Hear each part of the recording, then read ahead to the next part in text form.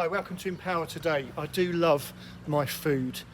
My wife Jo gets annoyed with me because when we're eating one meal, I'm already talking about the next one and planning what we should have. And I'll sometimes say to her, what should we have? Should I do an Indian tonight, or should we get a Chinese takeaway, or should I cook us duck breast? And she's like, I'm eating this meal. I don't want to think about the next meal yet. Give me a break, will you?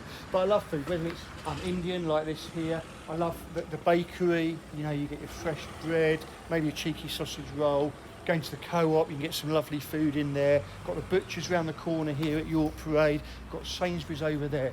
So much in life is about food. And we need food to keep us going, don't we? We've been thinking last week and this week, what did Jesus actually do when he died on the cross? There's lots of ways that in church history over the last 2,000 years, the death of Jesus has been viewed. Different interpretations, and all of them have strengths and all of them have weaknesses, and none of them completely paint the full picture of what Jesus did on the cross. I want to think of one, maybe two, with you. In the Old Testament, they would sacrifice animals to remind them that God had forgiven them for the things they'd done wrong as the people of Israel. We may see that as barbaric today, but they lived in a different culture to us. They lived in a culture where they raised their own animals, or they farmed for somebody who owned the animals. And most of them would have killed to eat their own meat, or at least seen the animals killed. For us today, the closest most of us get to killing meat is beep at the checkout in whatever shop we shop in. But in their day, they would have seen animals killed. And so the sacrifice of an animal would have been common to them and not as awful as it is to us.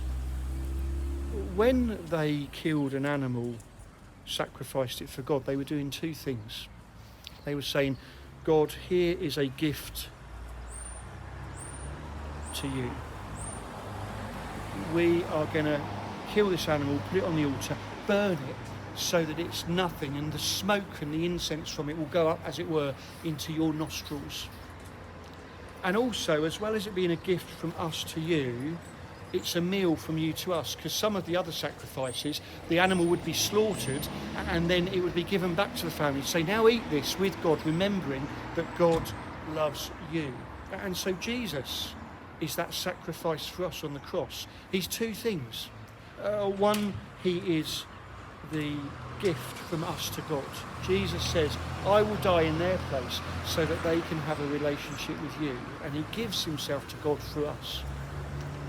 And he's also that meal back to us, that God gives him back to us to strengthen us and nourish us for this life. That's why we have the Lord's Supper, communion, Eucharist, whatever you may call it. The bread and the wine remind us of Jesus' body and his blood given for us. So Jesus is a gift on behalf of humanity to God. And Jesus is a meal on behalf of God to humanity, to bring us together as one. Friends, to me, that's good news. It removes the barrier between me and God. I'm going to go and grab some lunch now. I'm starving.